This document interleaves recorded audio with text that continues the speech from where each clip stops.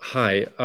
These days are very special and very sad at the same time. So the war uh, against the Ukraine from Russia is going on since 1 year.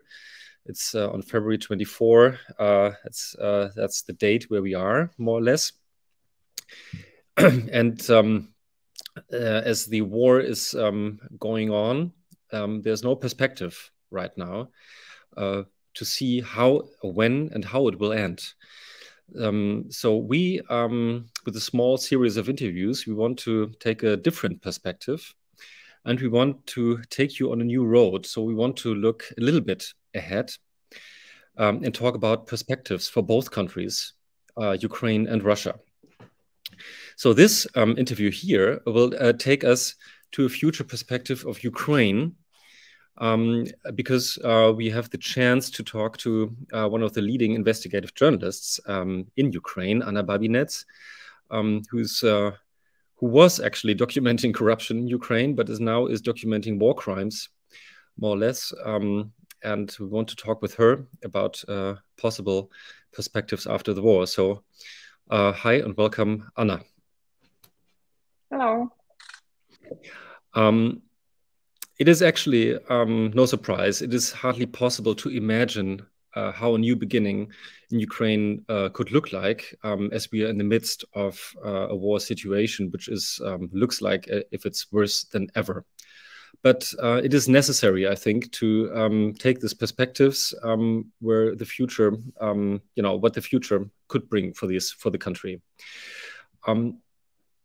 And hopefully, at some point, the Ukraine will be built up again. But this is not only about houses; it's also about building up a stable democracy. So that's why we want to talk a little bit about how this aim can be achieved, about some obstacles and what is needed. And that's why I'm grateful to have you here, Anna Babinets. Anna, to introduce you a little bit, works and lives in Kiev, where she's right now. She's leading the investigative newsroom Slidstvo. And we are right now connected to you in Kiev, where you are mostly documenting the war, the horrible experiences of people in the war, and also war crimes. So you are in Kiev this morning.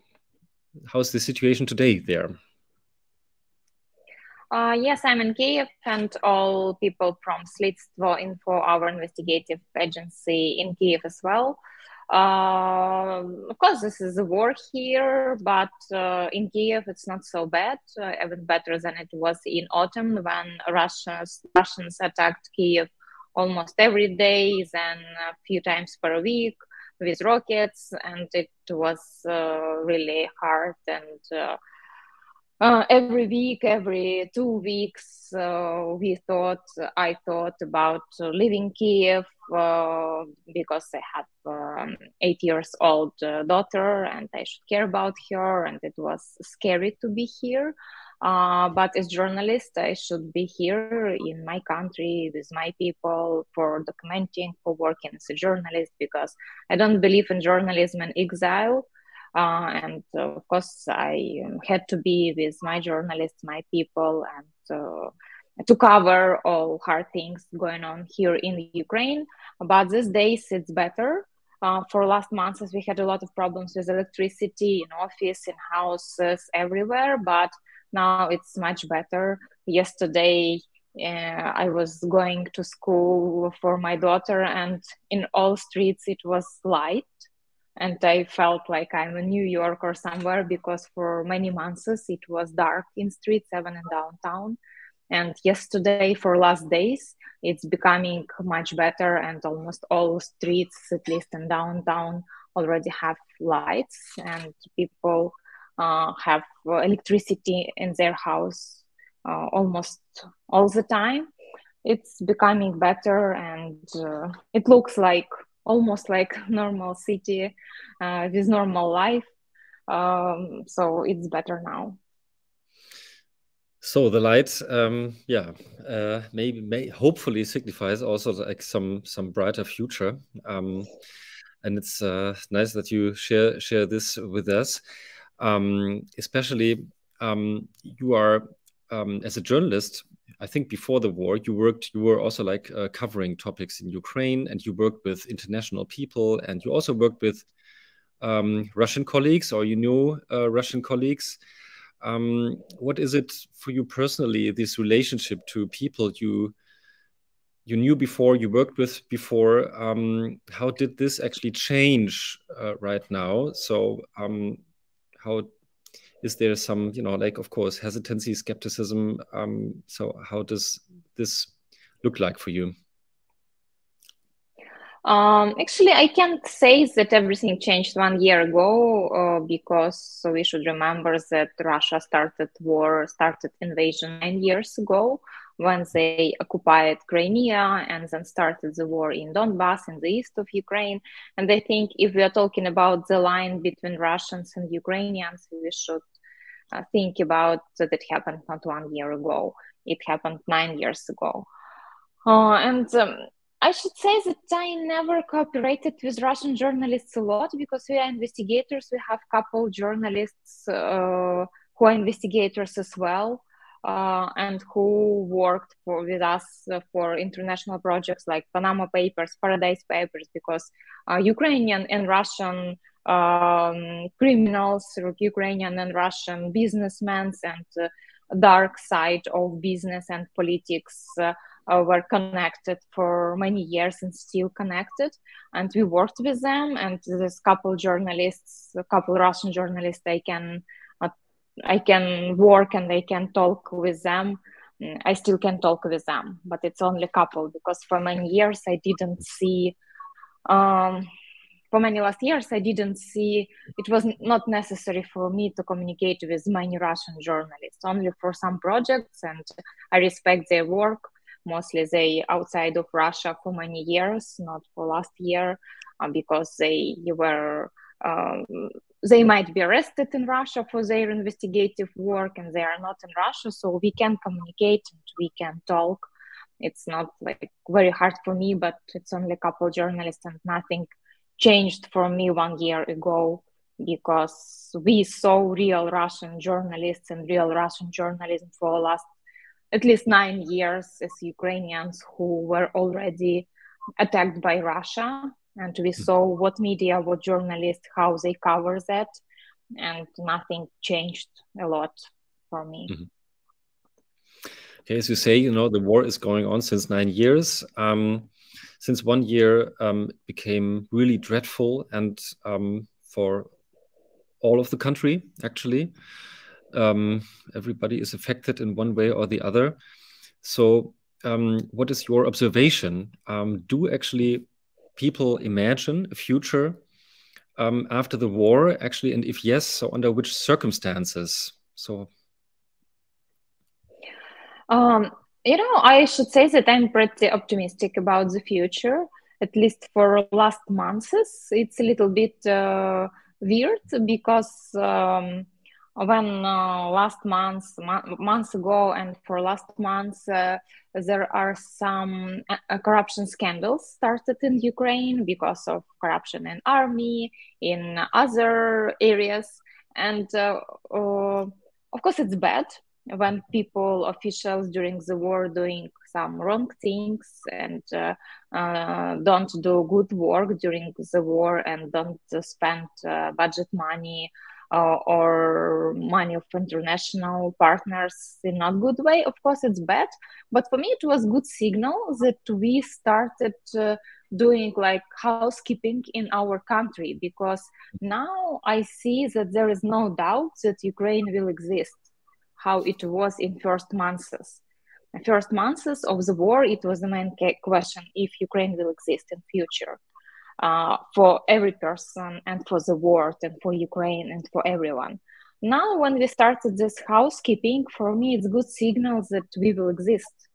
We understand this. People in Ukraine understand this. Journalists, activists, politicians, international community understands this, that we will exist. And when the war will finish, I hope it will happen this year. We should prepare our country, we should prepare our house in the best conditions we can do it now.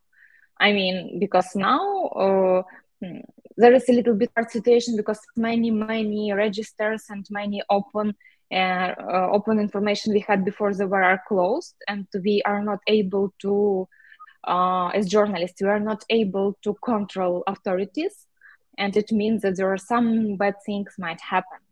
And I'm sure that we should cover them, we should report about them, because if we will keep silence, in the end of war, we can get like big scandals. I don't want this. So better to do this housekeeping day by day, week by week. And for me, this work on our internal processes, stories about corruption, good signal that we preparing to victory, and we preparing to rebuilding country, not only like buildings, like country, like state. Right. We will come to the building up the democracy and also like the media again in a moment. I want to talk a little bit about the your work on investing the war crimes, because that is really a very important task, and it's oriented to the future, because you expect, this is my impression, you expect that something will follow. There must be some trial. If there's war crimes and you're documenting them, there should be some trial in the end to hold the perpetrators accountable. So do you see Vladimir Putin before a war trial someday? Or with other words, so what would be the minimum you hope for in holding the perpetrators accountable? I hope, and I'm sure it will be some international court, because we already have now in Ukraine, we already have 70,000 war crimes, which is investigating by prosecutors. So it's a lot. And we understand that many of them will stay in Ukrainian courts. It's mostly about Russian soldiers, like maybe some managers, but big like generals, people who are politicians, and people who are top officials in Russian army should go to international trial and should go to international court. I read a lot of books for last months about international trial after the war in Yugoslavia, about Milosevic and other guys who were in the court in Hague. And for me, it's kind of example how it might be, because it's like one of the, I think one of the recent case how it might be. So when I think about the trial against Putin, I think it will be something, how I imagine this, because no one knows how it will be. I think it should be something like the process after the war in Yugoslavia, but much bigger, because there is much bigger, much more people involved, even now, even after 1 year. Yeah, so I hope it will be a big process, and we as journalists work on collecting proofs, and I believe that part of them will be used in international courts. In Ukraine, prosecutors already use them, and it helps them to build picture of crimes and to find people, to identify what exactly they committed. And I hope that our work will help in international processes, international courts as well. So you are quite optimistic that the Putin regime will be thrown over, because that is one of the main. Of course, it will finish with this in the end. In 1 year, in 5 years, it's not possible that the world will just ignore what happened. We see what's going on for 1 year. We see really crazy things. All the world see what Russians do with Ukrainians.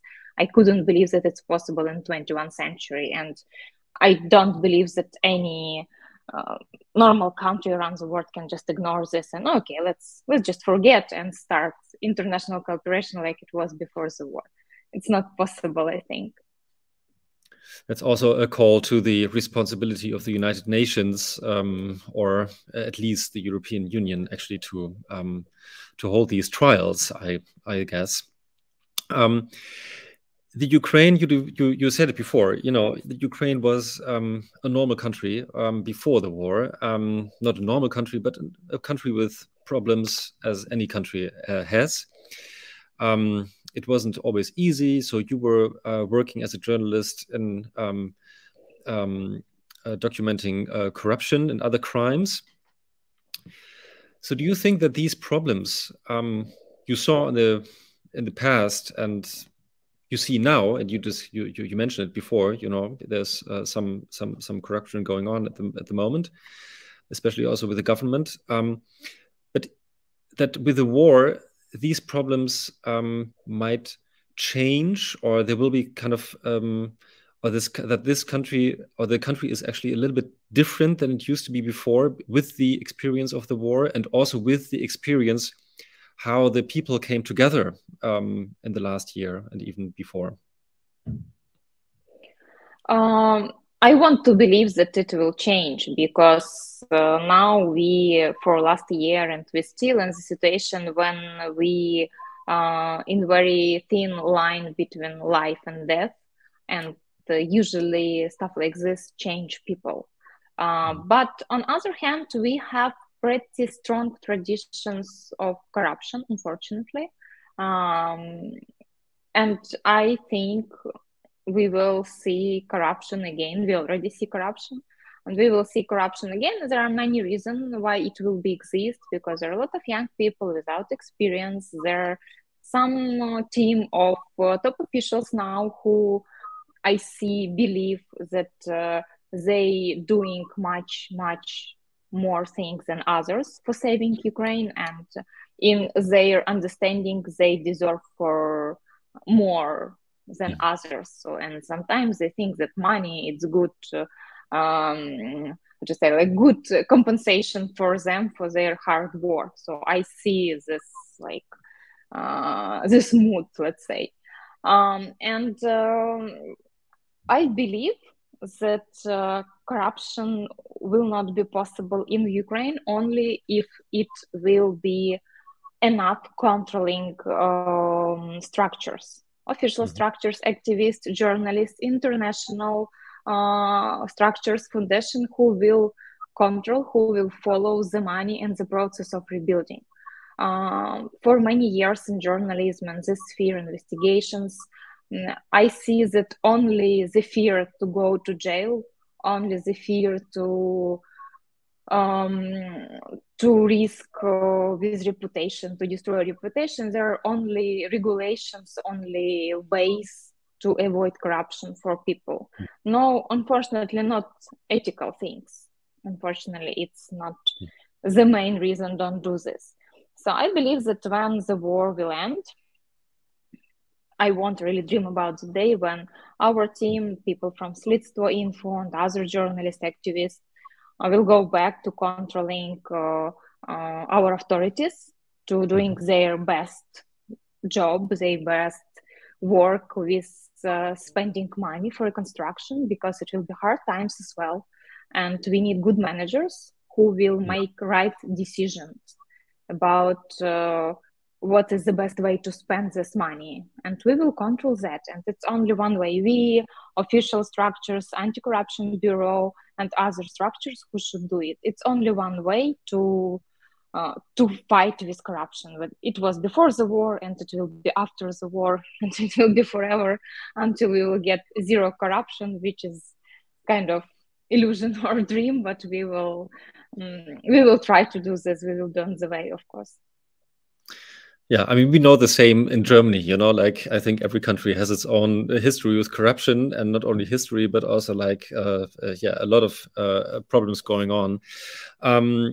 Yeah, I mean, it's not only about building up houses. It will be one of the main tasks, of course, but it's also about building up a new stable democracy. That's what you were saying as well. And you were naming a few things which have to be there in order to control that. So what do you think, what is needed or what will be needed mostly to kind of guarantee that Ukraine is really building up a strong democracy where people can feel safe and also that this country can develop in a good way? Strong civil society, freedom of speech, good active journalists who doing their work good, and of course international attention. I think these three things will help us to build a really successful country, because without that, authority in any country will not work. I mean, it's not only Ukrainian case. Before the war, for last 9 years, we built pretty good community, pretty good civil society, a lot of organizations who cared about different directions, from anti-corruptions and court reforming of courts and all the stuff. And now, unfortunately, a lot of people from this community are in front line, or they help armies, they volunteering, and they doing a lot of necessary stuff for now. But I believe, and I talk to these people, that when it will be end, they will be active and they will push authority to do their good work. It doesn't mean that after the war will end, that people will celebrate and say we save country and it's not possible, it's not important for us what country we will have. No, that people work hard, and we journalists work hard, everyone work hard here. And I'm sure that Ukrainians will be pushy, they will push authority, and they want successful country after everything, every hard stuff we have now. So civil society, journalists, professional journalists, and international attention, I think this is kind of recipe of success for Ukraine. You mentioned before that one of a possible danger are the people who might feel entitled after the war, to be like compensated with a lot money or with anything, because they did so much for the country. And this is, I think, also like an observation, a true observation in other countries too. Talking about the succession states of the after the Yugoslavian war, where you can see also like a split in society between people who really want to build up their own country and the other part who are kind of feel entitled to be compensated and to be felt in a different way. So how strong do you see this danger for Ukraine? Yeah, I think it's a danger, because now when I read interviews, when I see what people around our President Zelensky telling, thinking, talking, I think it's pretty big risk when that people, they are young, they are brave. I should say that they did a lot in the beginning to save country. All of them stayed in Ukraine.